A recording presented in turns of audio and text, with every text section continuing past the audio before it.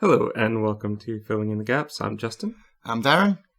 Today we are going to try not to go too long, but we're going to talk about a game that to me is a bit near and dear to my heart, but is incredibly near and dear to the heart of my dear friend Darren, who has played, I think, every conceivable version of Every it. conceivable version of it. Yeah, I've bought this game, I don't know how many times, man. Maybe 3 or 4 different versions of the same game. Yeah, so there was like the original, then there was a 25-year anniversary version. We're talking about Myst. Yeah. I don't think I've said the name yet. So okay.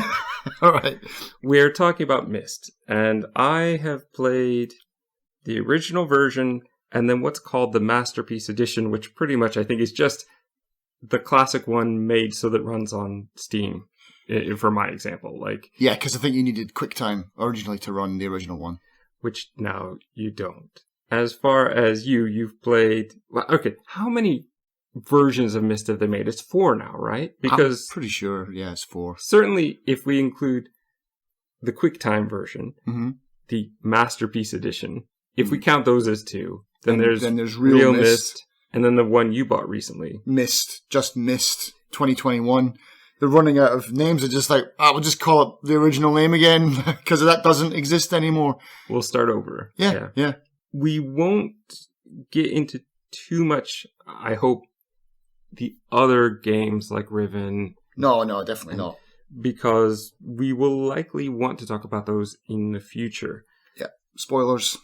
But as far as when we really get into Myst, I mean, it's nothing but a puzzle game with I'm going to say, people are probably going to hate this, a tiny bit of story. Yeah, no, they totally agree with that as well, the brothers that wrote it, yeah. Because I know that there's lore and people really dive into it. Well, there's entire books been written about it as well. There's 3 books that go along with it. And that's the thing. I didn't read those. Don't really plan on reading those, but I know that... I would say you could read one of them, and then it would give you a better idea of the gap between Myst and Riven. But the other ones are all... I think the other 2 are more or less prequels, so not really that important. But I think you're already starting to see, dear listeners, that he has read additional books. He's played every version of Myst, and I think... Have you played the whole collection? Yeah. Uru, all of those. That's the only one I didn't really get into was Ages of Uru, because it was an online thing, and it was third person. It was just a whole new level of weird. Some people swear by Ages of Uru, and they say it's great, because it does actually link really much closer in with the book, because I think Ages of Uru is following Atreus when he's a kid. And so... yeah, it's interesting. Again, more story, little pieces of story for people who want to build up the lore for the whole thing. Myst is... I mean, when is it from originally? It's 94 originally. 93 or 94, yeah, something like that, yeah. As far as Steam, they say 99, but that can't be true because I was playing it in 94, so I know that it had to have been around then. Developed and published, of course, by Cyan Worlds, Inc., very positive ratings recently and overall. Now I'm looking at the Masterpiece Edition, the one that I played. Right. I didn't look at all the others, but I'm assuming much the same. Yeah, I think so. I think the only one that got a bit of a bad rap was the new one, actually, the 2021 one. We can talk a little bit about that at the end. The Masterpiece Edition, which is as close as you're going to get to the original version, is $6.50 at base. I got it for much cheaper. Even as we're recording this, I mean... it will have happened months ago. Sorry, listeners, but there was a humble bundle which gets most of them together for like $10. But if you're listening, you'll be in luck because I bought it and I'm giving it away. Oh, well, there you go. Nice bonus. Getting the Masterpiece Edition, I wanted to get it because I wanted to relive what I'd played before and see how it held up compared to what I'd played before.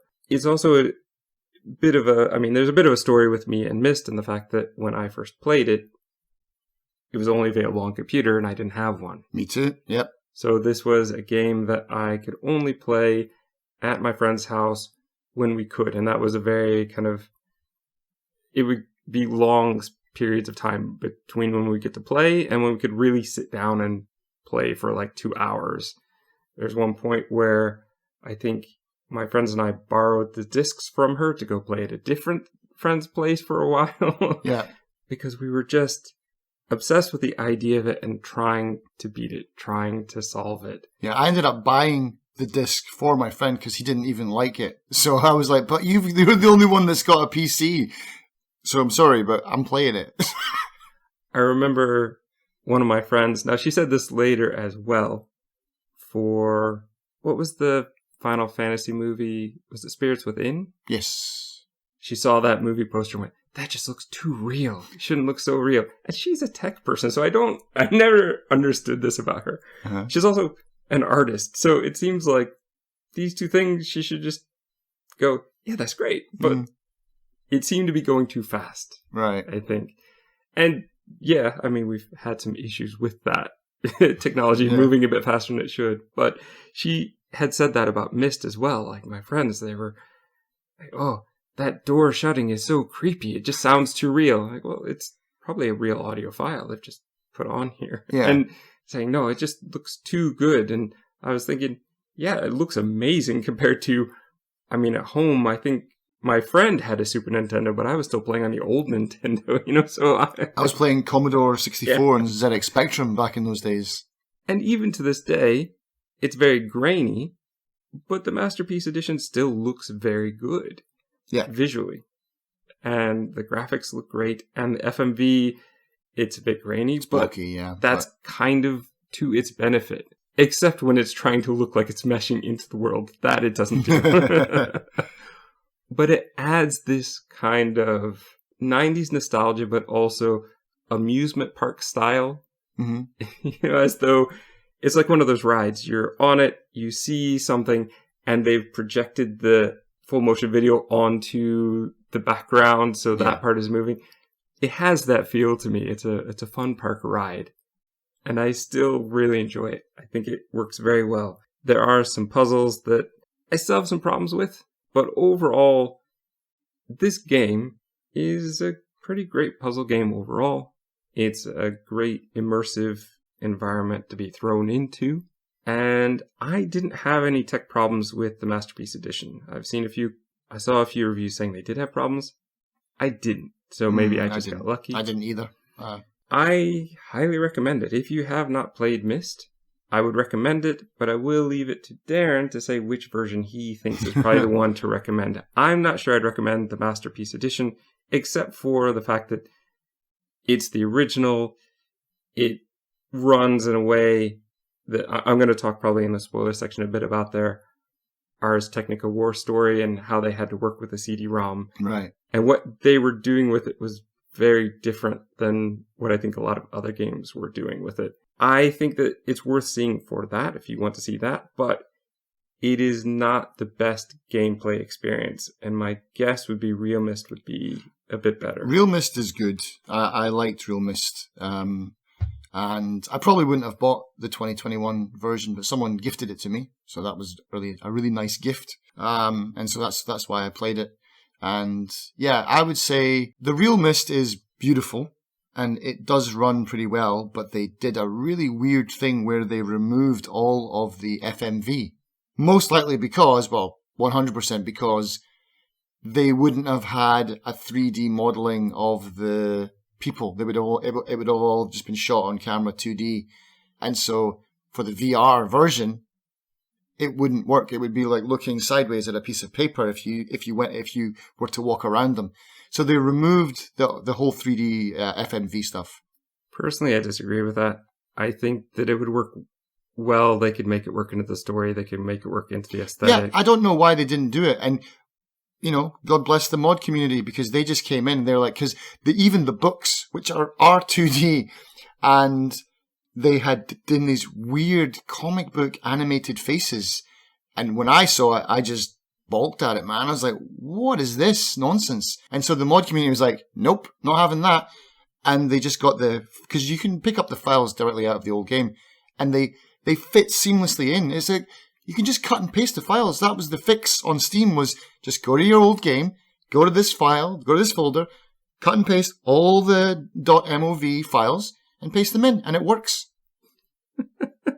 And it's totally fine. But then it was really cool how the whole Myst community kind of bound together, because they done this, and then, oh, thanks. And then someone else is like, oh, I've improved on it.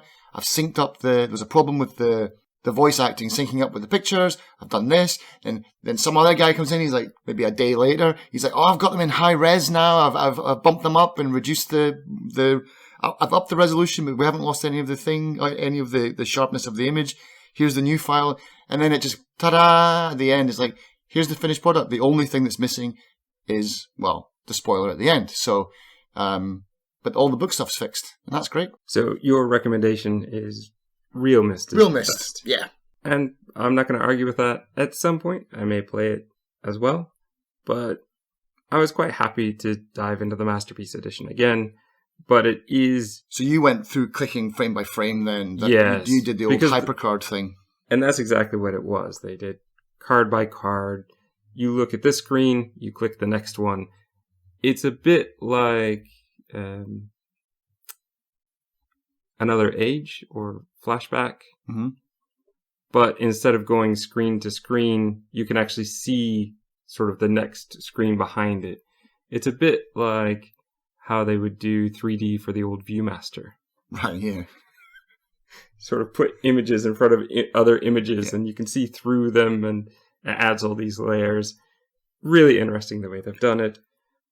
Yeah. I appreciated it, but boy, the gameplay at times, and finding some things because of that system, it would be tough. Really tricky. It would be. I was there as well. Yeah, it was tough.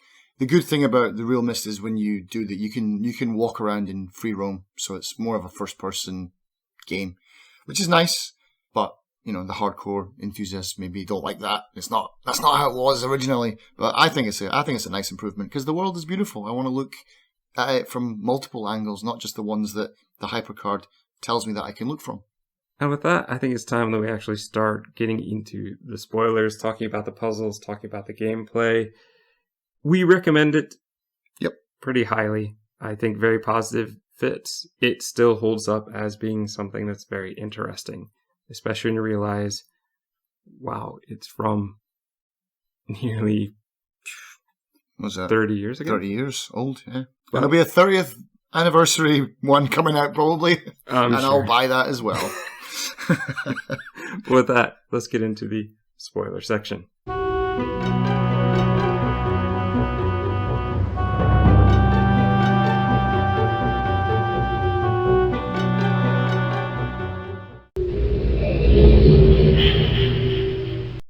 We're going to open with a cutscene of a man falling with a book and worried about who might get the book.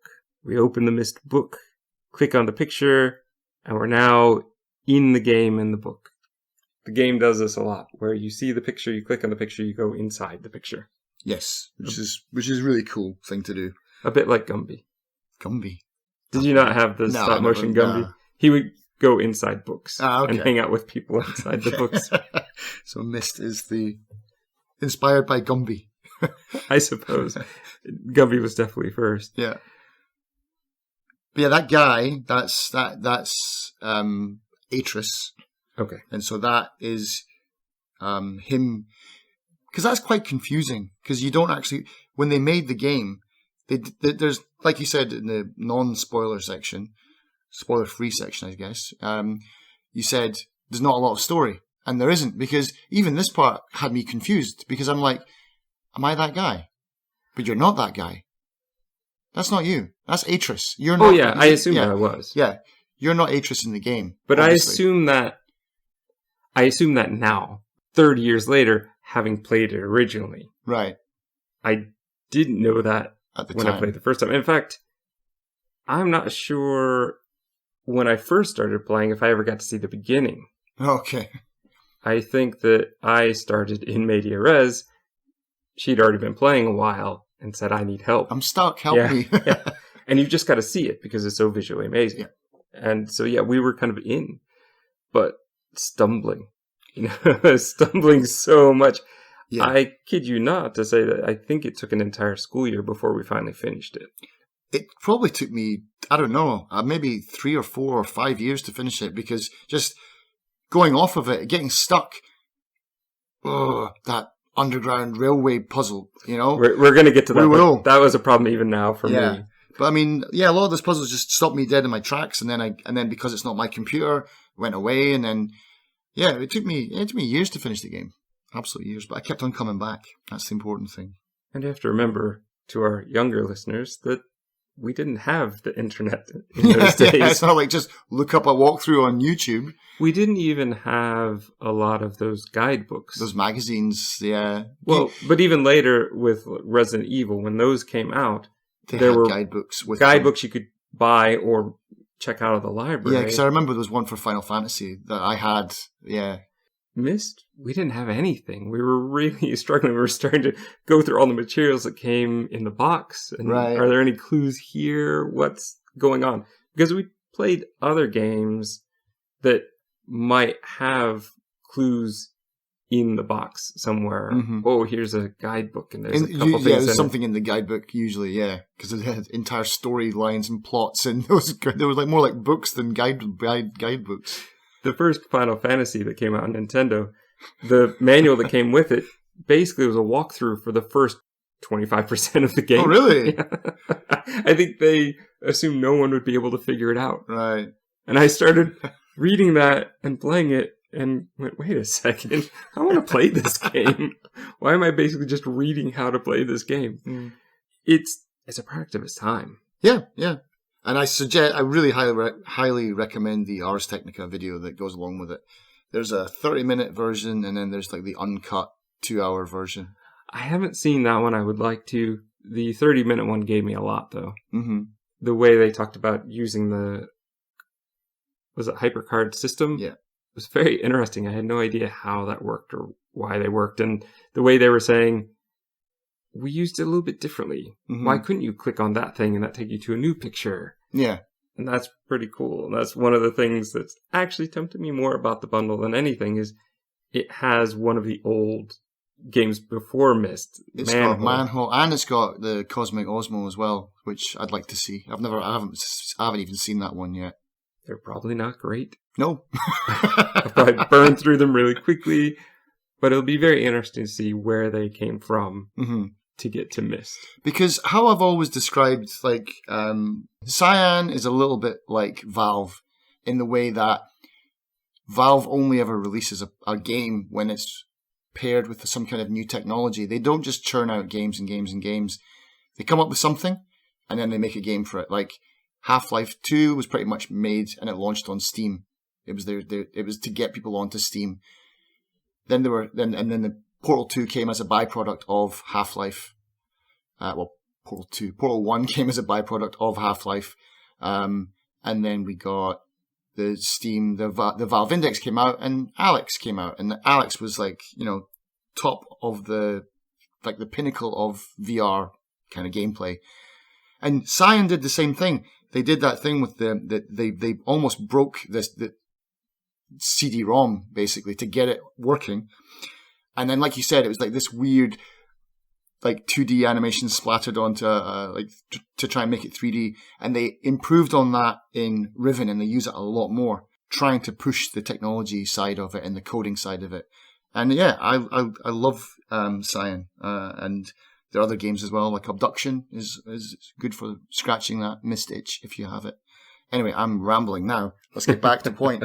All right. So when we fall into the world. Now, as I said, I assumed that that's who I was looking at. Yeah. And then you are there. And it was so amazing to just fall back into this world and see all of these things that I had stared at for so long before. You start off on the dock. There's the boat that sunk. Mm-hmm. If you look around a little bit, you can find a door to get down to this pool thing, which honestly, I didn't figure out. I ended up, after I beat the game, and went, what was that thing supposed to be? Found that in a walkthrough so I could see, oh yeah, this was the message I was supposed to figure out at the beginning of the game. Right, yeah. There's a switch as you're walking through, up some stairs, there's giant gears. You have an observatory. With like a dentist's chair. Yeah. There's the library. There's the garden area with the pillars with different symbols on them. There's the rocket ship up the back. You have the log cabin. There's a random telephone pole that has a switch on it. Does that actually do anything? Yep. I probably did it by accident then. I went up there, messed around with it, and went, well, I don't know what I'm doing. If you make a mistake in the generator room, yeah, you throw that to release. It's like a breaker switch, so you can do that puzzle again. Otherwise, once you hit it up to like 99, you can't. Everything you press, nothing happens. You have to go up there, throw the breaker, and then you can go back down and try and solve the puzzle again. It's basically to stop you spamming to get the answer to the puzzle. Which I was trying. Yeah. Yeah, the generator room, you've got the clock tower, and like you said, the log cabin. Yeah. And that's essentially what you see to start off with, which in and of itself, in the war story he was saying, a lot of people probably didn't even make it off that part. No. They probably didn't figure that out, but they were still recommending it just because of how the mystery of the game is, and the way it looks and the way it sounds was enough to really excite people. Yeah. The library, of course, to me is the most interesting part. That's where you walk in, you get to start reading through all the books, you get a vague idea of there's a lot of reading. Yeah. There's different ages, and people are traveling between them. I think even in this one, talking about, I want to give my sons a bit more freedom, and then the red and blue books are already there, right? Mm-hmm. With one page ready for you to put in. And see the message, sort of. Mm-hmm. Very staticky, only bits break through. I absolutely loved playing with my friends because they were always switching sides. All right, yeah.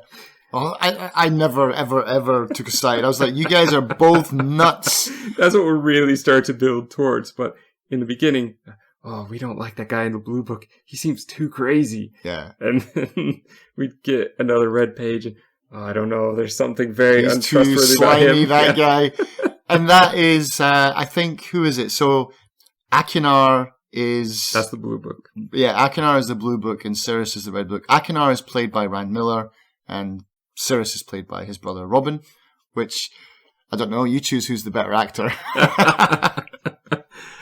I enjoy them both for having a very different take on what they were doing. Yeah.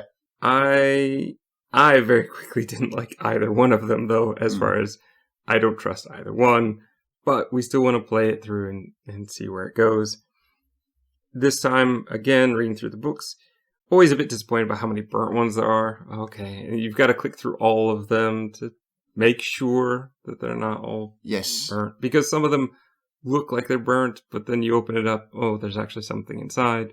Mm-hmm. And this is the type of game where, especially once you get stuck, you're trying everything. So, this time... Because you said you went straight for the fireplace in your first game. No, that's not true. Oh, okay, so let me just get that story out of the way. Okay, go for it.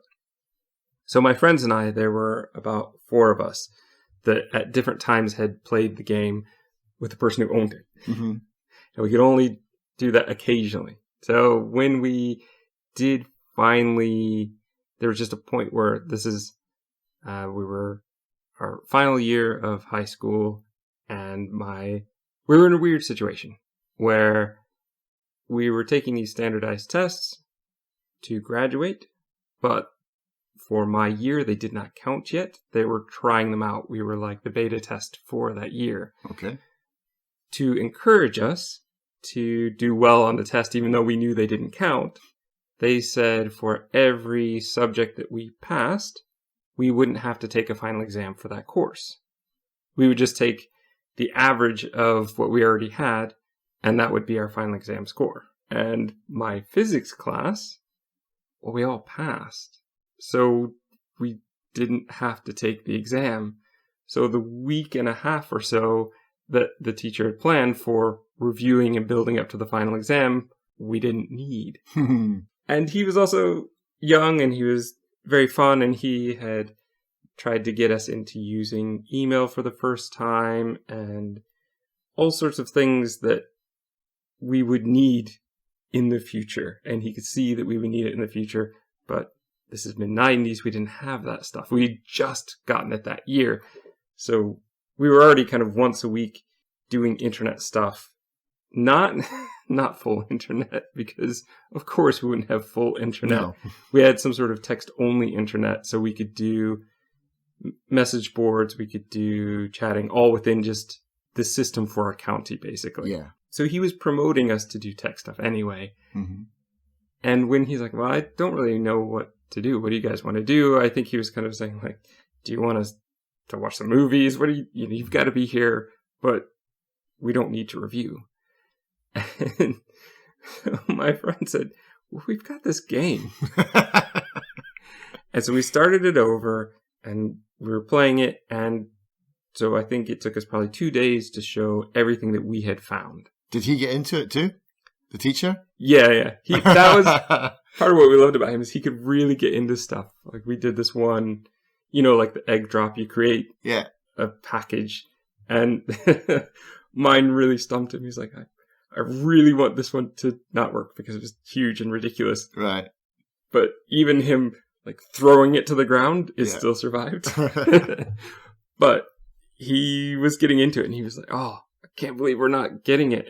Because then, after we showed them everything, we'd kind of done most of it, and we were still kind of just stumped as to what to do. And I don't know what we were missing. But this is a huge spoiler, so if you've crept through and you don't want to know how to beat the game, cover your ears. Yeah.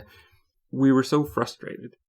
And then I think a couple of guys in class just said, well, look, you can think about other stuff, but we found this book with all the codes. We know that we can do this in the fireplace. There are a lot of them, but what else are we doing? So they just started them all. So they just started drawing them out and going through all of them. Oh my god, there's like 150 in there or something like that. Well, it's more than that, because I forget what the number is to get it. It's like 150 to actually, that's the right answer. There are like 300 of them. But we eventually got to that, and then that's the end of the game. Right. I don't actually think you need all of the pages. I think if you have the last page, that's enough to actually make the final books work.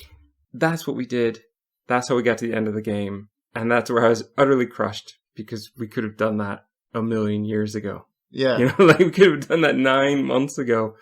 But that wouldn't have been a fun game. No. We had explored the game, and we'd gotten the most out of it. I was elated to have it done, though. Yeah, I'll bet. Yeah. Because I thought I was never going to see the end of this game. I was not likely going to pick it up again. I was not likely going to have a computer to play it on, because although I was off to university, you don't get to just sit there and play games at the university labs. It's meant for writing papers. And the student certainly doesn't get to buy a $3,000 PC, because they were really expensive. Probably the same price as they are nowadays. But, back then, when $3,000 was like, I don't know, a bar of gold, Well, back when you were using floppy disk to check your email and stuff. Yeah, exactly. But no, that's the thing. I like your, what would you say? Like your gas mileage that you get out of this game is quite incredible, considering it's 5 ages, and we've talked about this briefly before we started this, how quick you can actually run through the whole thing. It's not a huge game. No, and this time I felt like I did, because anytime I got truly stuck, either there was you to give me a hint, or a walkthrough to go, okay, I remember this, particularly the subway thing. Like, I remember this from last time. I'm not wasting years of my life on this. I need to know what's going on. Yeah. Oh, did you bring your map? I did. Good. The library is amazing, though, because in the library, you have the map where you can start to see what switches are on or off. Yeah. Which is something that playing it this time really bothered me. Mm-hmm. Because you were saying, oh, you need to turn them all on. And I'm like, well, is it on, up, or down? You're like, oh, actually, I don't know. And that is a real problem, because the game doesn't really indicate, is it on or is it off? In some puzzles, they're very good about indicating, yes, this is on. You've turned a light on. Mm-hmm. But the switches, they didn't? They just it's the same sound, like, tuk, tuk, for either on or off. There's no humming or no electricity, spark, nothing. I don't like that. Yeah, you're just like, what? But that's the whole, that is Myst and Riven and Exile and Revelation and, God, I can't even remember the last one. But it's like, what is this machine? What does it do? What am I doing? Like, just pure bafflement about how anything works. And then slowly you're like, this button does this. And building up this, like, even how this alien machine even works in the first place. And that's the thing. I think a lot of these puzzles are great. I think that just a bit of tweaking, and that would fix so much. Yeah. Knowing that the switch is on, a little light that comes on, would have made our lives so much easier. Yeah. And thankfully, I mean, I don't know. I don't even know if I could say that the amount of pixel hunting in the game, because, again, I didn't play it with the HyperCard one. I don't really remember it. But I remember in the mechanical age, there's that secret room. I remember missing that block that you have to click on to open the secret passage to get in the back. I remember being stuck there for months, like just not knowing what to click on, thinking I've missed a clue or something like that. So you literally have to click, just go through lines of every single room. And can be quite tedious. It's especially tedious because clicking through the rooms can sometimes click you to the next place. Yeah. So you got to know where your boundaries are for the zip to get out of that room. Yeah. But let's go ahead and talk then about the tower. Okay. Because that was probably the first thing this playthrough that I really figured out is, well, you had to help me because you said, I think all the switches need to be on. Yeah. Which I didn't realize. I'd sort of turned on some. I could see it on the map, but I didn't know what was on and what was off, so I had to figure that out. But once I had that, I had already figured out, if I push this picture, the bookcase drops down, becomes stairs, and then go up into this tower. Yeah. And that is great. Did not realize for a while that I could walk around the elevator once I was up there. So I'd go up there, look outside, go, great, that's nice. Don't know what I'm looking at, but the map does give you an indicator. The line turns red, I believe, when you're at a place of importance. Thank goodness at least it did that, because that would have been a nightmare to figure out. Yeah. There'd be 360 degrees of turning and just hoping you got it in just the right spot. The problem with the old version is, and they fixed it in the 2021 version, is when you click it, it just automatically goes to the next one. Whereas in the old version, you have to click it, then you have to hold it down, and then let it go, and then like tap it onto the thing. Because if you go past it, you got to go all the way back around again. Once I had found that I could walk around, and there's a really cool symbol, I think of like a key or something. Yeah, there's like a key, there's a book, there's other thing, yeah. So the book is for the library, and the other one is for, this is a hint. So I wrote all of that stuff down. Yep. And then, I walked out, and I didn't know where to begin. Like, this is the worst part of the game, I think. You could sort of figure out the library is important, and this is your starting point. But then you have all these different areas, which you could do in pretty much any order, I think. Yeah, I mean, it's one of the first free roam games, I suppose, because you can do any age. But the only caveat is you can go to any age, but then you have to solve it to get back. Like, yes. You can't be like, I don't actually like this age. So you'd back in the day, we had to have a separate save file to go back if we didn't like it and got stuck. Which I think my friend learned to do very early on. Yeah. So we had multiple saves ready to go. Yeah, going to that stupid train ride, like, no, I'm out. But we didn't have the names of the different eras. And even this time, I picked up on a couple, but I'll tell you them now if you want. Yeah, go ahead. So Myst Island is your hub. Yeah. Then you've got Channelwood. Channelwood is the one with the trees where you have to channel the water. And then you've got Stone Ship, which is the shipwreck island one. Then you've got one that's just named Mechanical Age. That's the one with the gears. And then you've got the Selenitic Age, which is the bloody underground train ride. All right. Where do you want to start? I actually don't mind. I think the first one that I found, because the log cabin intrigued me the most out of everything that looks really pretty. The log cabin was the one that actually got my imagination going, because you hear that sound and you're like, what is that sound? Okay, the sound you talk about is the cha-chunk. Yes. Cha-chunk. Okay. First, you get into the log cabin, and there's a picture of a tree trunk off to the left. Yes. And I swear, originally, when I got it to work, that we could see it moving, but in this one, I didn't see anything moving. Mandela effect. Could be. It very well could be. There's a safe. You have to get the combo from the tower. Hint. Yeah. And I think that's the easiest hint to go off as well. You know, it's just like, it's a safe combination. So this is one of the first things I did, but then the cabin is one of the last things I got to because I couldn't figure out the furnace part. Yeah. Actually, what does this match do? I got that. And I love how you have to actually strike the match. That's great. Which I did by accident. I got that, lit it. I actually figured out how to turn on the furnace and everything. Right. But I didn't see it doing anything. And it's really awkward of clicking the green side versus the red side. The green side, just click it until it goes all the way and then wait. Yeah. Which is what I did not do this time. I got it all the way to the right and then nothing seemed to happen for a minute. And I thought, well, this is probably one of those I have to know exactly what pressure to have it in and exactly how many to... I'm not messing with it, so I left. But no, it's not that. Turn all the way up, turn all the way down, and listen for the pressure to release the tree. And well, that's the other problem is this is one of those things I didn't find. Right. So I could see the cabin, but I'd forgotten all about the fact that I can go behind the cabin and there's the tree. Right. Once you see that and you look up after you've built up all the pressure and you see the doorway just coming down, at the top. Then it's pretty obvious what you need to do. Yeah. It's a bit tedious to wait.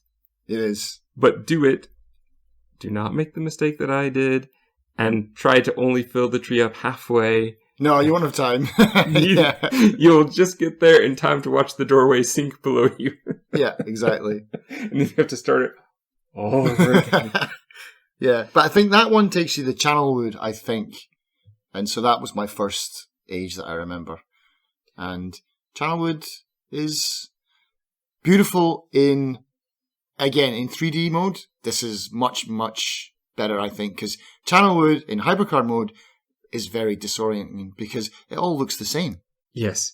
But you also have the problem of you go just a little bit closer, and then I want to go to the right, but sometimes I have to go forward one more before I can turn to the right. Yeah. And I want to look at the valve on the ground, but I actually have to walk beyond it and turn around to see it sometimes. Yeah, there's some really odd ways that they've done it. But yeah, in kind of 3D free roaming, Channelwood was ahead of its time back then. It was too difficult. It was made for first person 3D free roaming. You get to the windmill, which I think is a red herring. There's nothing to do, right? Nope, nothing at all. They just put it in there just to mess with you. I started playing around with everything, and then I thought, well, it seems to be working. Because you can stop it, and then you can let it go, and it starts again. It's like, what does that do? I thought maybe, again, I just hit the right set of controls on accident. Nothing. You can go out, and you can go out the back as well, and they're like, what's out the back? Nothing. I really wondered about that. Yeah, that whole thing. There is the platform you have to raise. So you have to get the water to go the right way. There is a crank or something that you have to raise a walking. So you can get to the other elevator. The water... You can just swim across, of course. No. Nor walk across. It didn't look that deep. Yeah. The sound of the running water helps to indicate, yes, the water is going through this pipe at this point. Yeah. That actually works very well. And they've changed that for the new one as well to be more, what's the word, like inclusive for people who have like hearing problems and things like that. So I noticed when I was playing it on the new version that they've actually put in symbols that show you that the water is running. Because that is a listening puzzle.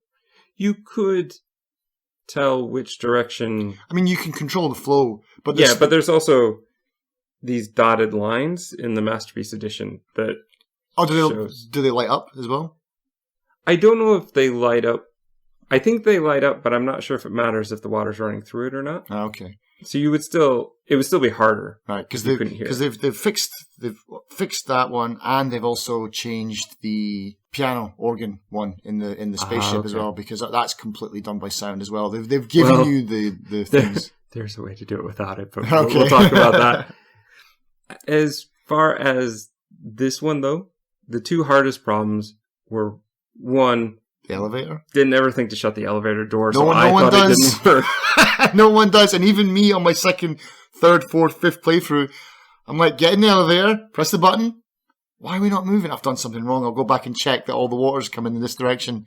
This is where I think after an hour or two of thinking I had it all right, sending Darren a message and saying, I don't get this. Yeah. What am I missing? Yeah, Just help me out here. Have you tried closing the door? Yeah. I think you gave me some sort of hint, like, what would we normally not do on the elevator? Yeah. Never think to close the door. Yeah. Close it and then get up to the next level. And then the hardest part then is not getting lost, because I got so lost, so confused. And I knew that I must be looking for a lever of some sort. Couldn't find it because I was probably just walking in the same circle, forwards, backwards, sideways. That was incredibly confusing. Even, like, I looked up a walkthrough, saw the picture of what I needed, and still was just lost walking around. I needed a strict, here's your map, here's the direction you need to go, and I ended up just stumbling through and finding it. Mm. And then, once I got back, you get to the top. Really cool platform with a talking head on the one side, which snaps shut if you press it. Yeah, it's a torture device or something like that. And this is, I'm assuming, Arceus's side. Yeah, this would be Akinar. Oh, sorry, Akinar. So you go into Akinar's bedroom. It's all traps. He's a sadist, man. He's just like... And there's 4 buttons for switching what talking head is over. You can get different messages. Yeah. Which back in the day, these are all important. Yeah. No, they're... I mean, even the last one is a joke, isn't it? It's his brother being like, hey, found your stupid message machine. you idiot. But, as always, you need to grab the blue page. Yes. And this is something that I will never get over. Get the blue page. You can't take the red page too. No. Choose a 1. Yes. Go back. Then come back again. Do it all again. Yep. Well, you don't have to do it. Do you have to do it all again from scratch? I don't think you do for this one. I think that this one is already set up again, so you just have to run through it and grab everything. I think you can, I mean, once everything's done, it doesn't reset once you leave. No. But for the Selenitic age, you have to go through the whole thing again, don't you? So some stuff. So with this one, it's not as big a deal, especially because leaving this one is pretty easy. Yeah. You just need to go back to the other elevator that you probably took by mistake early on, like I did. I did. That's the first one I took. Saw the Myst book, went, oh, I'm not ready for that yet. But I do think this is one of the easier worlds to get in and out of. Yeah. And so this would be a much better one to start off with. Whereas I start off in the rocket this time. So we will we'll get to that when we get to that. But basically, you're going to see, as we're going to in each age, the brothers have a room in every place, and you get to see the weird, violent tendencies of the one and the seeking royalty and power of the other. Yeah. The other bedroom looks like this really nice bedroom. And that's pretty much what's in it. But they all have these really interesting things. Part of what made Myst work, I think, were the little details they put in. For this one, that hologram image talking to you over a trap that snaps shut. Yeah. And other things that would just change. Like on the one desk, there's the black ball on top of the silver spire. It's not in this world, it's a different age, but you press on it and the spire part just... It opens into 4, doesn't it? And it kind of dances down, lowers the ball, and then goes back up again. Yeah, it's beautiful. There's so many little things like that. the skull hologram that you can change to a flower and back again. The little globes that when you click on them, they spin and turn different colors. Mm-hmm. Those things are what made the world very interesting to walk through. It's not enough that it looks good. Mm-hmm. There are little things to play with, little toys. In the mechanical age, I think it is where there's a music box with a snake that pops out. Oh yeah, yeah. And you can overwind it and break it. Oh, I didn't do that. Oh yeah, but yeah, the one that I always remembered was the flower skull thing. I thought that was really smart and well done. I think that's it for Channelwood. That's it for Channelwood. Channelwood is really simple, but yeah, one thing again that I'll just to cut to the newer version as well. In the new version, they have a day and night sequence as well. So if you wait long enough, eventually the sun will go down, the moon will rise, and you can see all of Channelwood at night. It's all fireflies and stuff. It's amazing. And when it goes back into dawn, the sun kind of cracks through the trees and stuff. It's absolutely beautiful. So yeah, if you like screenshots, then that's probably your age. So what's the next stage? Well, the next stage, let's just get out of the way. The Selenitic age. Is that the rocket ship? That's the rocket ship. All right, so to do the rocket ship, you have to figure out the generator. Yep. 59. There is the piano puzzle.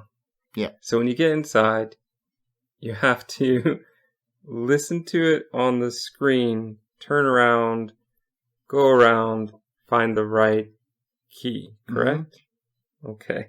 Play the tune, yeah. I'm terrible at these. Give me sheet music and I can do it. But have me listen to a note and try to guess the note. That's a D sharp. I am terrible at these puzzles. I can get close, but close doesn't count. Yeah. What I did is I said, I'm not messing about. I know I'm terrible at these puzzles, and the way they've set it up is not the best. It's not like I can be on the same card, click the note, and also click the piano key, and then match it and go, no, that's too high. Let me go lower. That's what I need for this kind of puzzle. Mm-hmm. Didn't get that here. So what I did is I found the walkthrough, and they highlighted the keys. This is number 1, this is number 2. Okay. Now, that's still... I guess I could have done it that way. But what I did was I looked at it, and... Well, what you're trying to do is you're trying to raise and lower the bar to match the piano key, right? Yeah. So what I did is I counted the keys, and I raised it very slowly, one by one, to match the number that it should be. Yeah. Well, that's that. Yeah, because that's it. You're going note by note. That would be exactly the same thing. Yeah. Yeah. Yeah. But, yeah. I only kind of thought of it once I looked at the walkthrough and went, oh, wait, actually, I could do it this way. Yeah. Because the puzzle's backwards. To me, the puzzle is backwards. You should have to do something to set the graph up to be right, and then find the right key on the piano. Because okay. The graph, super tight. Oh, yeah. This is not a thing where we've got 5 notes. This is a thing where we have 2 octaves or something like that. Yeah, it's a ridiculous number of keys to be messing with. And on that graph, as I'm scrolling up using my mouse scroll. Because it's on a slider as well, isn't it? Yeah, that's what I mean. Each increment. If they just had it digital, like 1, 2, 3, 4, 5, like that. Or if I could just write in the number that matches, or write in the note. If I could tell it what I want. But to have to go little bit by little bit. Oh, wait, did I accidentally go 2 on that one or 1? Oh, it was tough. Yeah. It was tough. I can't remember. Does it reset if you get it wrong as well? Or does it stay there and then you can just fine tune the one note or 2 notes that were out of place? I think you can. Okay, yeah. That would be really rough if it reset the whole thing every time. I will say though, I don't like this puzzle. Yeah. I've never liked this puzzle. No one, it's really, yeah, it's a universal thing. Like, people still put these in their games. Yeah. But no one likes them. My friends. I liked it, but... my friends I was playing with in high school, we had been in choir, we had been in band. Right. we could read music. Give us that. We'll have it done in a heartbeat. But this thing? Oh. I think this is probably one of those things that my friend must have done while we weren't there. Yeah. Playing around with it until she got it right. Right. But that leads us into the next age, which again is all about sound. And this age took me a long time to complete. And not just because of the stupid train ride, but because of this part where you're like, how do I write down the symbol for what sounds like a scarf flapping in the wind? You know? Like, it's like trying to write down names of sounds is harder than you think. And again, this one's a little bit vague as to what you're doing for a while. But in the end, I like this one. Yeah, I like it too. I like this puzzle. I think it works. Yeah, because I've got like heat out of the fissure. I just had like water, crystal heat, like all these different sounds. There's fire in the one. You've got wind blowing through the like rock formations or something. Yeah. It makes a sort of mystic wind chime sound. Yeah, that's right, yeah. But the Selenitic age is interesting because there are no brothers' rooms here. And that's the only age that doesn't have brothers' rooms. And I think, from what I can gather from the text and what I've read, is there were no people here to enslave, and there was nothing. They dug and they mined it, and they couldn't find anything of value, so they abandoned it. Which is why there's that underground mining thing, that underground mining track, is they were looking for stuff, you know? And as far as I can tell, there's nothing of value here, so that's why there's no rooms. They never set up shop here. They just abandoned it. All right. I like this puzzle. Again, like I said, it was a bit vague as to what I was doing. You have to go and you have to turn the satellites exactly, yeah, like degrees on a clock kind of thing. To find the sound. But then once you start to understand what you're doing, this is a great puzzle for the aha moment of, I see what it's doing now. And now that I've got it, it's still a pain. I still have to walk around doing it. But once you figure it out, you're like, okay, I've got it. The door, it's a sound code. You have to get it in the right order. So you have to get it to match. So once you start to understand what the symbols mean and in your head can match those to the sound you want and put those in order, it does all start to come together in a very nice way. But yes, this is going to lead to maybe the worst puzzle of the game. So the railroad puzzle, Robin Miller, when he gave a conference, he came to talk about Myst, and his answer was, we failed. Like he says we failed. That's the worst puzzle in the game. But they had invested so much time and energy and graphics into it. They were like, I'm sorry, guys, we just had to leave it there, and that's it. So yeah, it was just an idea that got completely out of hand. But then they'd committed to it, so they couldn't take it out. Like, this is going to annoy a lot of people, guys. But yeah, and it was, man, that puzzle. Oh my god, insane. I just find it so frustrating that they couldn't think of a way to fix it, to make it work. There had to have been an easier way to do this, and to speed it up. For one thing, get rid of the 8 directions and just make it 4. yeah, exactly. But I think their original idea was, we're going to have a maze, right? We're going to have a maze. Which it is. Yep. And then we're going to have you walking through the maze. But they're like, for some reason, they never really, he never really explained it at the conference. They probably didn't have time to get into it, but for some reason, they just couldn't get it to work. And I think the reason they couldn't get it to work was because of the 8 direction thing. Because probably if you're moving, you could only move on that grid. But when you animate it, then you can put it onto a new card that's in like northwest and southeast and whatever. And then, so that was where they got the idea. Okay, we'll put it on rails and then we'll do that. And then they just did it. But yeah, I mean, what a bizarre way to make a maze. I mean, and it's just so slow and so cumbersome to get through. It's slow, and going from rail to rail takes time, switching lanes. If you make a mistake, you're pretty much boned because there's no way to reset it as far as I know. You can go back a step. So you there's an undo button. backward. That's right. You can undo all the way back to the start, can't you? can. Yeah, that's right. But you're in the dark in a maze. And pretty much everything looks the same except when you're animating through it. Right. And so they're like, well, how do you know where you're going? I know. Weird sounds at junctions. Which two of them are very similar and make it very difficult to figure out. So I came up with this, and I'm sure I'll really want to see your map on this as well. But I came up with an idea for all the sounds, right? So where do we start?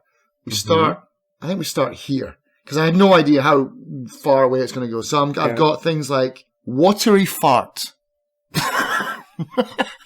All right. Right? Watery fart. Yes. Bink. Yeah. Gas valve release. Okay. Short twang. Long twang. Yeah. And then it gets even worse because you get two sounds. You got a bink and a gas valve, or a bink plus watery fart. And okay, yeah, I don't know why you chose those. because that's what it sounds like. It's like North. It's not what it sounds like. North is a ding. South is a cowbell. Cowbell, right? Yeah. I think it's east. Do you remember those old doorstops that were on springs? Yeah. That's very much what that sounded. If you would fling that, that's what that sounded to me. And the other one, it was just a weird like rattle. I wasn't quite sure what to place with that one. That's probably your fart one. This is the map I eventually started to make. This is after I thought, I can do it without a map for like an hour or 2 hours. And then went, no, I'm going to have to do a map. And I was pretty good at the beginning. And then you start to get to a point where it's like, wait a second, have I already been here? Yeah, am I going through it? Can I do a circle and end up back where I was? So I think I was actually very close because I think I basically made it the point where you have to go a circle. You kind of make a spiral around. Right. Yeah. Looking at yours, this is mine. Yeah. You spiral around, you come back around further, and then you kind of go back in towards the center again. And I think I was very close, but you can hit so many dead ends that I just started to lose patience. I knew the sounds must be important, but I couldn't quite figure them out. And I will say this, I think that what they tried to do, looking at it from a perspective of now I know the answer, I can start to see what they're trying to do. Mm-hmm. You start to get, okay, you go north and you hear that sound. Mm-hmm. And then north and you hear that sound. Okay, so they're telling you this is the direction to go. But I took that as a ding is the right sound, not ding is north. So it's very easy to confuse what do the sounds actually mean. Mm. I thought the sounds were just like indicators of which junction you were at. I think that's what they are. No. The sounds tell you which direction to go next. Oh, Jesus, really? Yeah. So they start to close off things. Yeah, because I've got bits here where there's no sound. So those are your dead ends, basically. They're not dead ends, they're just like no sound, so you shouldn't be going that direction at all. No. You should get a sound when you arrive. So, but there's places on the map that have no sound. Yeah, those are probably dead ends. Yeah. So what they tried to do, from what I understand, is they started to say, okay, yes, north, and then east, and give you a new sound. Mm-hmm. And so you should start to put it together. Oh, this sound means this direction. But I wasn't sure, did it mean just this is a different station? Did it mean... I just couldn't quite understand what it meant. Looking back at it, knowing the answer, now, once I have the sounds in my head again, I can do this without even looking at the map now. Right, okay, so then that's odd, because then I've solved it completely wrong. The two sounds together, that if they give you a south and an east sound, you're supposed to go southeast. So even after all this time, you still didn't quite understand. That makes sense, because here's my southeast one with two. Yeah, okay.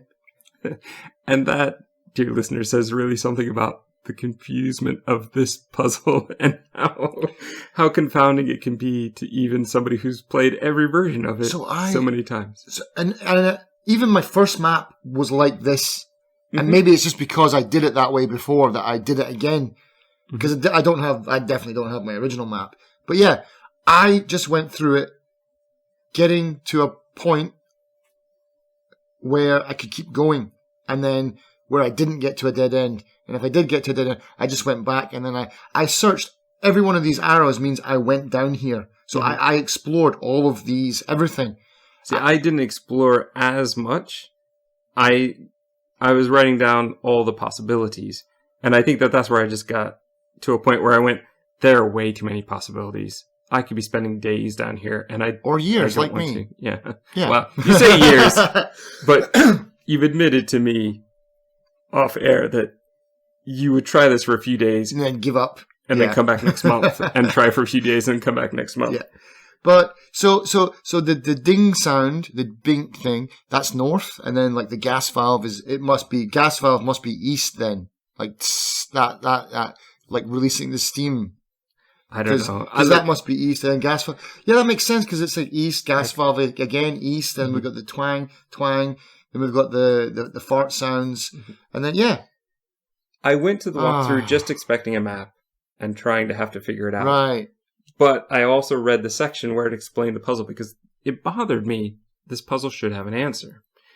And so once I read that and went, okay, now I understand it better. It makes more sense. Plus, if you had gone through the mechanical age first, they used the same sounds for the different directions in the mechanical age. Yeah, I thought it was just them saving money on sounds, just recycling sounds. It's actually more thought put into it than that. Right. They've actually made it the same sounds, and that's where one of the Reddit threads I found raging against this puzzle. Right. Some of the commenters were saying, I didn't even think about going to that age first. I always went to mechanical age first. And so I learned the sounds from the mechanical age and then was able to put it together. Wow. And 30 years later, here's me, still had no clue. I wouldn't have known about that. That is cool to know. Run it through again. That means so you're right. Yeah, that's why you don't even for me, because I was like, of course I forgot the blue page. So then I had to go back and you have to go do the mine thing again. I had to follow this map because I didn't know. I was just like following this. Yeah. But if you just write down, this is north, this is south, this is west, you don't even need a map. Yeah. So it's actually one of the easiest puzzles in the game. Once you know what it's doing. Once you know the answer. That's insane. Mind blown. Okay. Learn a new thing every day. However, still time consuming, kind of a pain to have to go back for your second page. Yes. Next stage? Okay. Yeah, so the observatory is the place that reminds me of that room. We spoke about it when we talked about the room. Mm-hmm. This is what reminded me of Myst. Okay. Do you get what I'm talking about now? I do now. So the stone ship age starts in the observatory. You have to match the dates to get these constellations. And the UI for this is a bit awkward. It's very awkward. Click up and it will jump a seemingly random amount of time. Mm-hmm. Years, days, and hours. Minutes, everything. But then there's a fine-tuning thing which took me a while to figure out. And even then, there's definitely one of them that I don't think that matches the book. Yeah, because the book... the second time I played it, I just got these, and then I remembered it triggered a memory, so I didn't even have to go back to the library to look at the book. I've forgotten that it actually showed you the pictures of the constellations in one of the books. Were you trying to guess what the constellations were here then? No. I just wrote these down because once I had them, I was like, oh, I know, that's the maple leaf, and that's the snake, and that's the other thing. That's impressive because I look at that, I still see dots. Yeah, well, but I remember, it was just muscle memory. But the first time I remember that there was a book there that showed you all the pictures of them, and it wasn't until I was looking for the burnt book to find the code for the fireplace. I was like, oh yeah, there's a book here that told me how to do that. I just did it randomly again. But yeah, so then you get those constellations, and then you just click on the pillars, and then... That part's easy, but matching the constellations, I still say is a bit tricky. But also, in the old system, with the cards, there are 4, but there's always one on each side, which is a bit awkward to get to click to. And then, I'm assuming green is right, but is red right? That's right, and it started off as gold, and can I make it go back to gold? And but you get to see the ship rise, and that's one of the greatest things. The model of the ship rise. Yeah. And then you're like, oh, is that it? And then it's not until you look around the corner and you're like, whoa, it's like the Goonies. The boat's risen out of the water. I think we knew. We were so excited we saw the smaller one because we knew then that would be the bigger one. So you go there, you go into the ship, and you teleport into... What's this age? Stone ship. Okay, stone ship. Or you don't go in there, and then you mess around up the rigging, and then in the... not in the old version. Okay. But in the real Myst, you can, and only in real Myst, I think, you can climb up the rigging. Okay. You get into the crow's nest, and then there's a picture of Adam from Mythbusters. Okay. Because Adam from Mythbusters designed the Riven knife for the next game. Okay. And he made like a giant one for their office and stuff like that. You'll know what I'm talking about when you see this knife. It's like the icon of Riven, basically. So he's like etched into the wood in the crow's nest, which is kind of cool. Yeah. But yeah, this is probably, this again is an age from my first playthrough that I remember really, really, really stumped me. Yeah. I don't think I was as stumped. I think what stumped me was finding stuff in this one more than anything. I love the chest puzzle. That's a great puzzle. That's just simple, semi-obvious, but it... Don't forget to close the valve. Yeah. But that's important. The order of operations is important, but that works very well. Don't you get a key or something and it doesn't fit? Oh, the key is chained down, so it doesn't fit the overhead one. It's so frustrating. Yeah. Where are the bolt cutters? Yeah, exactly, yeah. But no, you need the key to go into this chest that's floated so that you can get inside to get another key. Yeah, a key to get a key. I like that. The pumps is pretty obvious what they're doing. I mean, not at first. You could tell they're pumping something, but then you have to walk around to see what they're doing. But the first tunnel into, I think it's Sirius's bedroom, really easy to spot. The other one, I walked by it 100 times. There must be another one, but I couldn't find it. And it's so time consuming too. Some of the go get the pump working, go crank up the battery again. Thankfully, they've made that easier as well in the newer version. Take too long, and the power goes out, so you have to go back to pump. Yeah, or press the wrong button and it just completely drains the battery completely. Go back.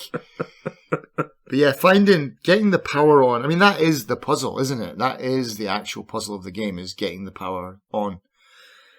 And you got to do that. You have to go to get the hint for it. You got to go up the rock to the telescope, and you can point it at the lighthouse, and then that's like 135 degrees, and so you have to go to that thing, and then you got like, I don't know, 5,000 buttons. Well, but I don't know how many buttons there are. 30, 40? There is. I wrote it down somewhere.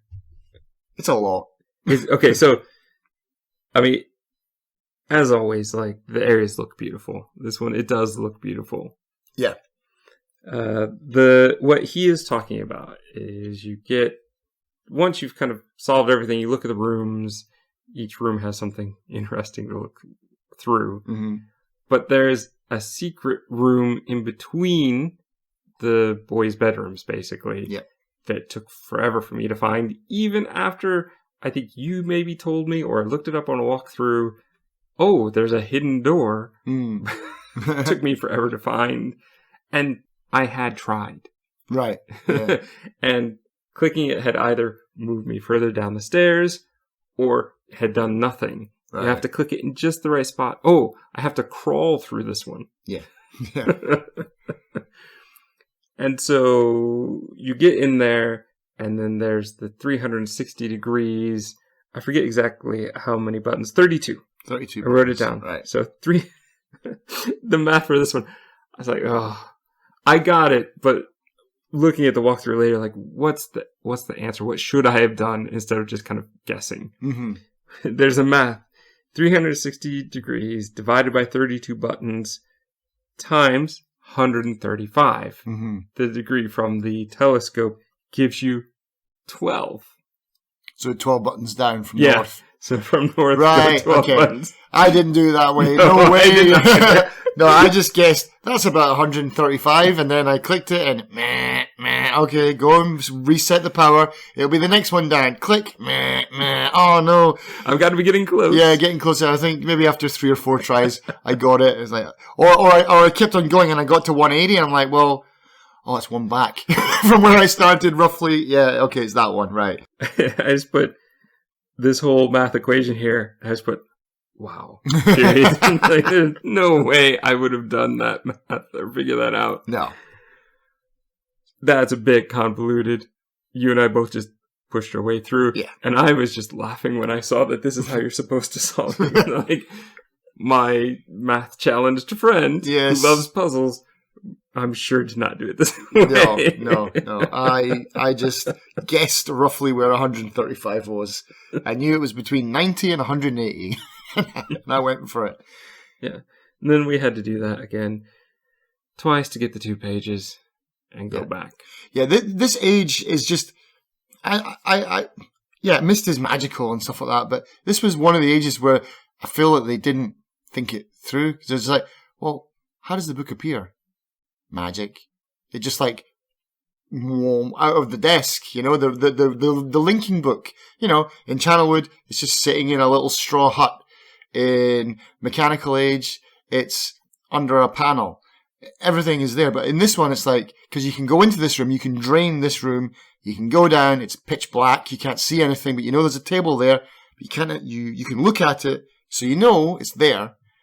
But then when you go to it, it just kind of, it's almost like the Terminator 2, just like, it just like appears out of these nanobots. I think they just wanted it to look cool. Yeah.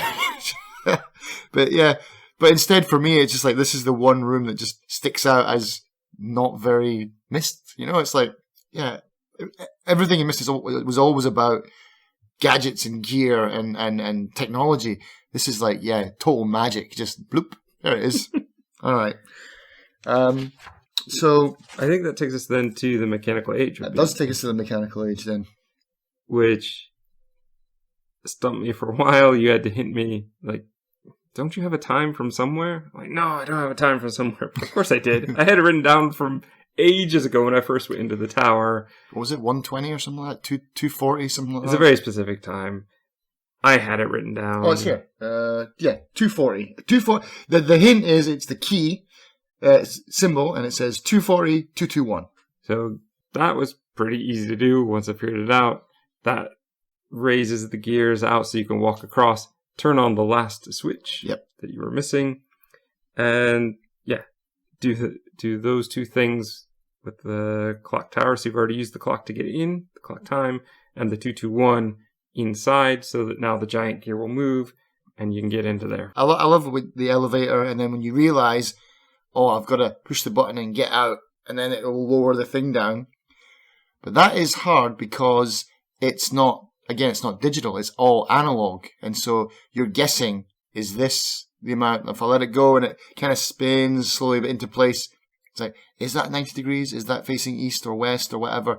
You have to feel it out. Though I think, did you find the simulator? Yeah, I found the simulator, yeah. So I think that it does, if you get it close, it does sort of help. It'll give you it, yeah. Yeah, it'll round up to the next part. Yeah. Without that, it would be nearly impossible. But again, those sounds. Now that I know, Now that I already knew it, because I'd looked up the walkthrough for the other one. Right. I was like, okay, yeah, I do hear these sounds, and I do have a better idea of what's going on here. Right. So yeah, you're moving the whole tower. The elevator realizing that there are controls on top of the elevator. You can't look up. Yeah. Yeah. If you don't look up, you miss it. Yep. I suspect that my subconscious remembered that because it didn't take me very long to figure that out. Yeah. And I suspect that it would have normally. Because I mean, even if you're in the elevator and you press the middle button, you get the alarm, and then the doors close, and then you go down onto this nothing floor. You can't get out. You got to go back up again to get out. So it's like, yeah, you would know. Okay, there's something weird going on here. And then, yeah, I mean, you've got to power up the elevator. You've got to do all of that stuff, and then rotate it around so that you can get to each different section to get the symbols for the thing at the very beginning where you first entered into the mechanical world to enter that so that you can go down. I forget is it just the book down there? Underneath is that's when the stairs go down. It's like a platform lowers and the stairs down. That's to get the elevator running. That's how you because the door for the elevator is around, so you have to rotate the thing so that the door for the elevator opens. But the puzzle bits, these glyph things that you got to put in, that just opens a panel, and then the linking book is in there. Okay. Because then all you got to do is go in and get the red and blue pages from Cirrus's and Achenor's secret room. Again, I had to walk through to find out because they were hard to find. That's pixel hunting because they're basically little panels behind each of their thrones. Yeah, and that takes us to the main part of the game. Mm. Now, if you've really looked as we have, you found the two halves of the page that give you the instructions to what you really want to do. Oh, yeah. But of course, that's not what you want to do first, because you want to see the bad endings first. Yeah. Hang on a second. Let me just...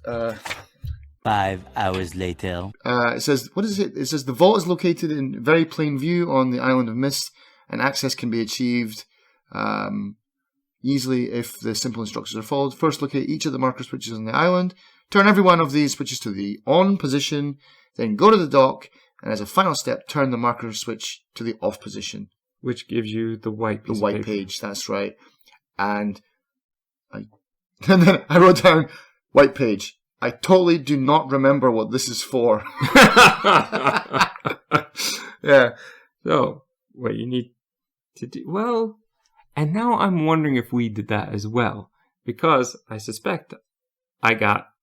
What I found out now is the third bad ending. So, we're getting into the endings now. Mm-hmm. Fill up the red pages. Yep. He says, go to this book, look up this certain number, and 158. Yep, 158. Go to the fireplace, enter that code, boom, you get to the other side. Don't mess with my brother's page. Don't look in the green book. That's a trap. That's how I got in here. Mm. Just bring me the last red page. Bring in the last red page. Of course, you swap places. Yeah, fool. Now I'm stuck in the book. Same thing if you do the blue page. Yeah. The white page, however, is to go see their dad. Yes. And when we're looking at, is it Atris? Atris, yeah. Yeah. So if you go in without the white page, he just says, well, now you're stuck here with me. Yeah. Which is probably the ending we got the first time. Okay. Yeah, because he tells you, well, I mean, he does tell you, don't come in here until you found the white page. Right. So there's 4 endings, actually, then, yeah. If you do take the white page, he says, well, now I've got a tough decision to make. He makes it, he disappears. Yeah. Reappears, and just starts writing again. You get to leave, and you see that the books are burnt. The red book and the blue book are burnt. They're gone. That's pretty savage. Like, his own sons are basically trapped forever now. But from the story, you had both sons, one who was going through and killing everyone, yep, and one who's trying to rule everyone. And we saw the way they were acting. Neither one seems trustworthy. Yeah, I mean, it's like, when you think about it, I mean, the power that these people wield is godlike, you know? I mean, they can write books that will pop into existence with real people, real consequences, and, you know, it's when you actually sit down and think about it, these people are gods, right? And, yeah, Atris is a very nice god, although we don't really get to know him that well in this game. Do we get to know him more in the other games? Yeah. Or is it just through the books that you've really... learned about? You'll get to know more about him because he's in all the other games, and you get to deal with some of his enemies as well. So it's like he's got this power. He's part of a special race of people who have this technology where they in special inks, and the book goes into real detail about how they create these books and the magic behind it. But basically, he learned this how to do this from his grandfather, and his grandfather's not a nice person either. But Atris seems to be the only one that is kind and wants to make ages where people don't suffer, and he's not just making them for science experiments and to plunder them, basically, which is what everyone else seems to be doing. So actually, Atris is the odd one out, right? So Cirrus and Achenar are pretty much on point for this race of people. But that's a whole other story we can get into once we play Riven. Okay. And I think we probably will at some point. I hope so, because I have it in my library now. I've been sitting on it for not that long. I think it was only recently that I said, all right, I'll commit to getting the masterpiece and getting Riven, and we'll at least do those at some point. Yeah, because if I can say anything to Team Cyan, they're not listening. They might be. But enough with the Myst games. Stop remaking Myst, please. Please remake Riven. But that might not happen because there's already a bunch of people who are working on a Riven remake, but it's taking a long time. And I'm scared that Team Cyan might be like, well, someone else is taking care of it and they're doing a really good job, so we're not going to bother. We're going to release the 30th year anniversary of Myst again, now in Technicolor or whatever. What were you saying? I'll cut all that. Does it really need an update? Does Riven still work on the old card system? It does, but Riven even back in the day, Riven was a little bit different in that it was still a hypercard system, but you could pan around in each card. Okay, that will make it much easier, right? I think. Or in some of them you can pan around. There's a lot more FMV, and like baked into the environment kind of stuff. There's like animals and stuff like that. Puzzles are insanely difficult for Riven. They're really, really hard. It's a good thing I'm going to play it now in the modern age. Yeah. Where I've got my friend who's already played it multiple times. Yeah, because this is the game that I have completed, and I can run through this blindfolded. So, yeah, if you need any help, like, don't look at a walkthrough. Just ask me for a nudge, and I'll know exactly what you're talking about. Like, oh, I'm stuck in this brick. Okay. It's been a great nostalgia trip to go back. It's great to see that, honestly, in many ways, visually, the game holds up. It does. I mean, they really chose good. an aesthetic that works very well. Yeah. That seems a bit timeless. The FMV is grainy, but it works for what it's doing.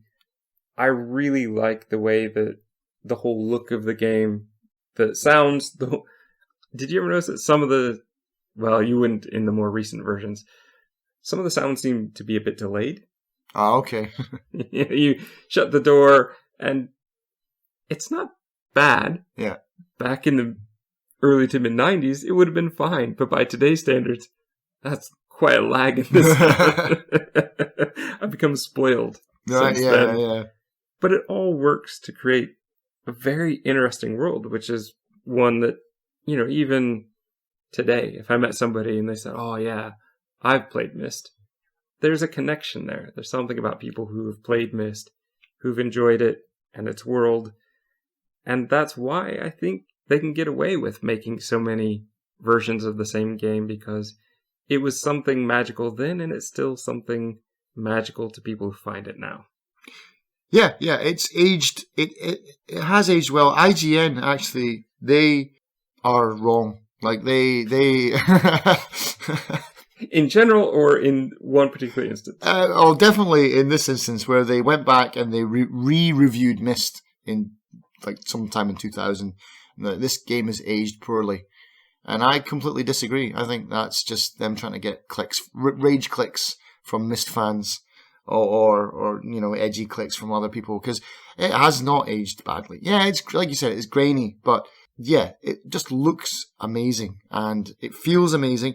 And to think, here's the one thing we didn't talk about, well, minus the sound lagging, is the soundtrack, right? Can you imagine that Robin Miller is a musician and he himself said, we don't want to add music to this game. And it wasn't until the publisher said, look, it's a bit dry. You're going to add some sounds in music, right? And they're like, all right, we'll mess around with it. So Robin made the soundtrack, and then it's like, that's iconic. That echoey, din, din, din, din, din. That is just like, that is Myst, and that weird flute or whatever they play, like the synthesizer flute kind of thing. It's an iconic soundtrack that's lasted, and when you play a sound from Myst, it rings a bell in someone that's played it in their mind.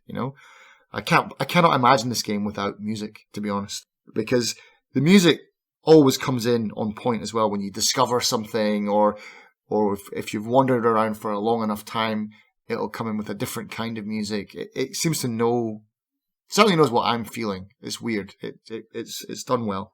Oh yeah, there's another thing that Robin Miller said at this convention thing. He said they didn't actually create Myst as a puzzle game. It was supposed to be easy, to which I spat my drink out probably. They released this game thinking it was easy. Yeah, that was kind of funny. Oh yeah, and here's something interesting as well. We've talked about this in this podcast today, and we've talked about it in the past and for other games as well, about co-op playing and playing with friends around a table. Not online, but just like in the old days, how we used to gather around because not everyone was rich and could afford a PC. And what is interesting is that is how they play tested this game. Is they didn't do. I think they did ask some people in to come and play alone, but they originally the main play testing that they did was they got groups of people in to sit around one computer together, and they found out that was. It wasn't a single player experience. They did it in twos, I think, and so the two. What they noticed is that people would talk about it and they would discuss, and they discovered a lot of stuff that was wrong with the game, and what we've talked about today, but with hitboxes and stuff. Like you click here, it's like I want to go there. But if you click off of it, it takes you off on another place. And so they discovered a lot of bugs and things when they play tested it with groups of people. Like, why can't I do this? And talking to each other, which was ideally how they wanted the experience to be. But nowadays it's like, no, sell more units. We want everyone to buy a copy, not have one copy played by 4 people at the same time. They blasted all that money. They got all that money. And then they were like, yeah, man, we can do whatever we want. And so I think after the game, that was when the book came out. And then after the book, then Riven came out. And yeah, I can't wait to play Riven. Yay! Because I've been begging you to play Myst for, I don't know, well, as long as this podcast is old. And the thing is, he's not been begging me to play Myst. He's been begging me to play Riven. And I say, I'm not playing Riven until I play Myst. And we've kind of like dragging our feet on Myst because every kind of gaming podcast seems to have covered Myst at some point. But yeah, here we are. We wanted to do it too. Not a lot I've done Riven. I can't find a lot of stuff on Riven, so I'd be really interested in doing Riven. So the one thing we didn't talk about was Pyst, which is Pyst, and that's just like the kind of, I don't know what you would call it. It's like the Naked Gun of Myst. It's a parody. Yeah, parody. There you go. That's the word I'm looking for. Weirdly, it's got John Goodman in it, and he is like King Myst or something like that. I can't remember. But the game, aesthetically, it's almost like they took all the graphics from the game and then they destroyed them. And so it's like you come to Myst Island, there's cigarette butts everywhere, empty beer cans. Up by the observatory, there's a trailer park. And the rocket is like all hanging off the side of the cliff thing. There's like off the nose of the rocket, there's like that like little needle. Someone's attached like a washing line, so there's like washing hanging out to dry. But it's basically an hour-long game, just making fun of Myst. And I think it's widely received as trash because it's all voice acting and nothing else. It's just like people people reading postcards, and it is quite funny, but it's not really a game. If I bought it, I'd be like, there's no puzzles in it, and it's only Myst Island. And so we won't be playing this for a future episode. Then, no, I don't think so. You can look it up on YouTube. I think they've got a walkthrough. But basically, yeah, it's pretty funny because what's it called? The beginning where the sunken ship is, when you go down into the pool area. Yeah, you can go down there, and then there's some messages from people on that screen, and there's a big bong as well. You can just take a puff out of that. And basically you go around until you find the log cabin, and inside the log cabin there is John Goodman naked in a hot tub. So if you want to see John Goodman wearing a crown naked in a hot tub, go and play Pissed, if you can find it. I doubt very much that you can even get it anymore. But yeah, it was interesting. But that just shows you, if someone's willing to make a parody of your game, you must be doing something right. I apologise if this sounds tacked on, because it is. This is just me, Darren, with some information for the giveaway that we promised at the start of the podcast. If you've stuck around for this long and you've never played Myst or any of the other Myst games, or if you'd just like to gift them to a friend, then you can enter this draw and you can win a copy of any game from the entire Myst series. This is a series really near and dear to my heart, so I'd really love to see more people play this game, or give someone a chance to relive it again if they don't own it but they played it way back in the day, kind of thing. The Myst games that we're giving away are Myst Masterpiece Edition, Real Myst Masterpiece Edition, Riven, the sequel to Myst, my personal favourite, Myst 3 Exile, Myst 4 Revelation, Myst 5 End of Ages, and the Uru Complete Chronicles. So there's a few steps to enter the draw. We're not going to beg you for likes and subscribes to follow us on Twitter and Instagram and Facebook and TikTok, because, well, we don't use 75% of that anyway, so don't worry about that. Here's how you can enter, though. State the games that you want to win individually. If you want to try for the whole set, you can. Just type that in when you enter the draw. But if you already own some of the games, or you own maybe the first 3, but you want to complete the collection, you can enter for the last 2. So here's how you enter. There's 3 ways. 1, you can send an email to us at fillinginthegapspodcast@gmail.com. You can drop us a comment on the YouTube page for this Myst video, or you can go to our Steam group, Filling in the Gaps, and leave a comment there. Just state the game that you want. We'll put everyone into a draw, and then we'll announce the winners fairly soon, I hope. So thank you again for listening and for being a part of this podcast. Cheers.